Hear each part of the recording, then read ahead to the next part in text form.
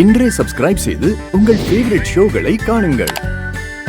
முன்ன வந்து பெருசாக இது மாதிரி ஒரு டிபார்ட்மெண்ட் கிடையாது. ஏதாவது ஹாஸ்பிட்டல் போனால் கூட கைனகாலஜின்னு இருக்கும் தவிர கைனக் ஃபிசியோதெரபிஸ்ட் அப்படிங்கிற ஒரு டிபார்ட்மெண்ட் கிடையாது.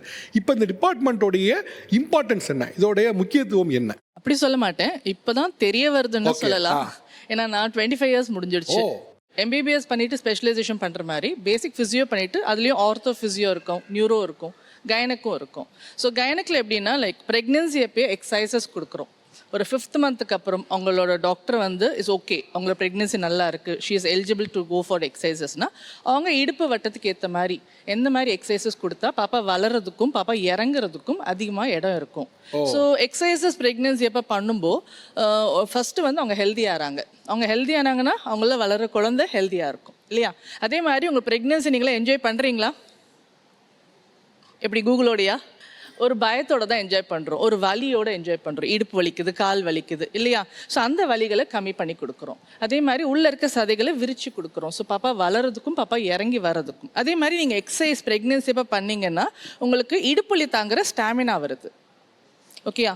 அதே மாதிரி லேபர் அப்போ வந்து நாங்கள் படுக்க விடுறதில்ல இல்லையா? படுக்க விடுறது இல்லை.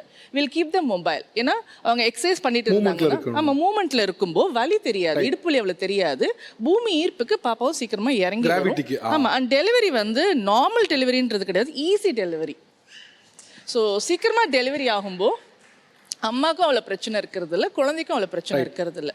ஸோ அது ஒன்று. அண்ட் மோஸ்ட் இம்பார்ட்டண்ட் நார்மல் டெலிவரிக்கான சான்சஸ் அதிகமாகுது. அதே மாதிரி ப்ரெக்னென்சி அப்போ எக்ஸசைஸ் பண்ணியிருந்தீங்கன்னா உங்களோட நார்மல் ஷேப்புக்கு நீங்கள் ஃபாஸ்ட்டாக வர முடியும், உங்களோட நார்மல் லைஃப் ஸ்டைலுக்கு நீங்கள் ஃபாஸ்ட்டாக வர முடியும். ஆல்ரைட் டாக்டர், பொதுவாகவே ஒரு மனிதனுக்கு எக்ஸசைஸ் ரொம்ப இம்பார்ட்டன்ட். அதுவும் ப்ரெக்னன்சி நேரம் குரூஷியல் நேரத்தில் எக்ஸசைஸ் ரொம்ப இம்பார்ட்டன்ட். அதான். Thank you doctor, thank you so much for time. ரொம்ப நன்றி.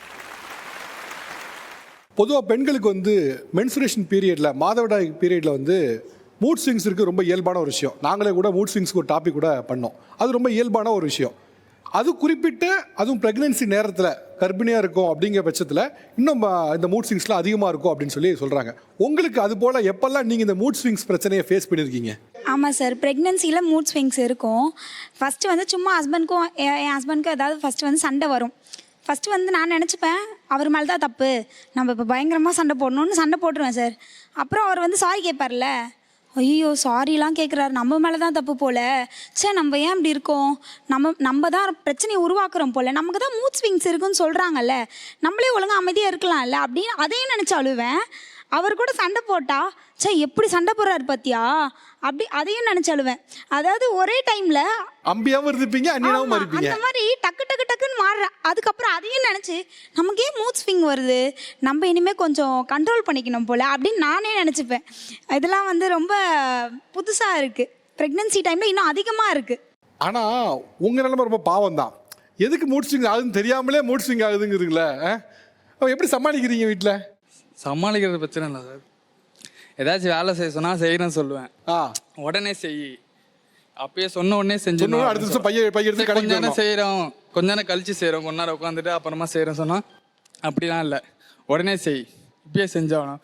உடனே டென்ஷன் ஆயிடுறது, நம்ம என்ன சொல்கிறது, உடனே உட்காந்து அழுவ ஆரம்பிச்சிடும்.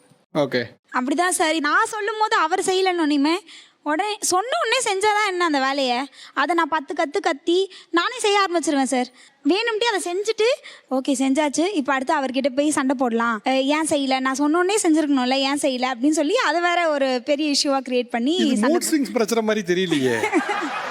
ஸ்டார்டிங்ல வந்து நம்ம மூட் ஸ்விங் ஆகுறோம் நமக்கே தெரியல, எல்லா தப்பும் ஹஸ்பண்ட் மேலதான் அப்படிதான் தோணுச்சு. அது எப்பயுமே அப்படிதான் தோணும், இந்த நேரம் இல்லை, எல்லா நேரமும் அப்படிதான் தோணும். முடியலன்றது ஃபர்ஸ்ட் தெரியல, ஹஸ்பண்ட் ஏதோ பண்ணிட்டாரு அதனால நமக்கு டென்ஷன் ஆயிடுச்சு. எல்லாத்துக்கும் அழுக. முன்னாடி அவ்வளோ அழுக வராது, இப்போ எதா இருந்தாலும் உடனே சாப்பிட கொடுக்கலன்னா அழுக, பசிச்சுன்னா அழுக, எல்லாத்துக்கும் அழுக. முக்கியமான பிரச்சனை வேற சார், இப்போ ஒரே ஞாபக மறதியா இருக்கு. எது நினைக்கிறோன்னு அடுத்து 10 நிமிஷத்துக்கு அப்புறம் கேட்டால் ஒன்றும் ஞாபகம் இருக்க மாட்டேங்குது.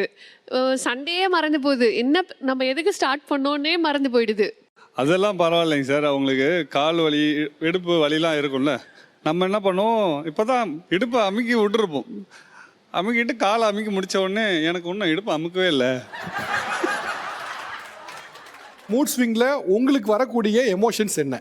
எனக்கு வந்து இப்போ வந்து நான் ப்ரெக்னெண்ட்டாக இருக்கேன்றதுனால என்னை ஓவர் கேர் பண்ணணும்னு எனக்குள்ளேயே அது தோண ஆரம்பிச்சிச்சு சார். உங்களை நல்லா பார்த்துக்கணும், எல்லாருமே நல்லா பார்த்துக்கணும், நம்மளை யாருமே திட்டக்கூடாது அப்படின்றது. திட்டும் போது நான் ப்ரெக்னெண்ட்டாக இருக்கேன், என்ன இப்படி பேசுறதுக்கு எப்படி உங்களுக்கு மனசு வருது? அந்த டைமில் வந்து எதுக்கு நான் அழுகுறேன்னு தெரியாது.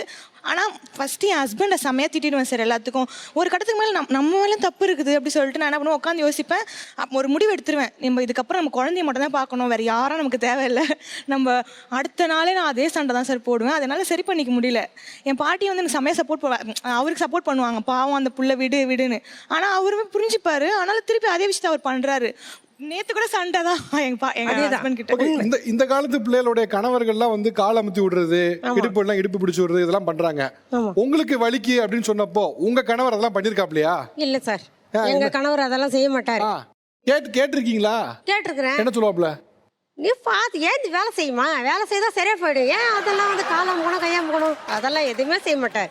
ஆனால் எங்கள் வீட்டுக்காரையும் நான் வேலையும் வாங்க மாட்டேன். உங்களுக்கு ஆசை இருந்திருக்கா, இப்போ நம்ம கை கால்லாம் வலிக்குது, ஒரு நாள் வந்து சுடுதண்ணி வச்சு ஒத்தனை கொடுத்தா நல்லா இருக்கும், ஒரு நாள் கால் பிடிச்சா அவருக்கு தான் நான் செய்வேன்.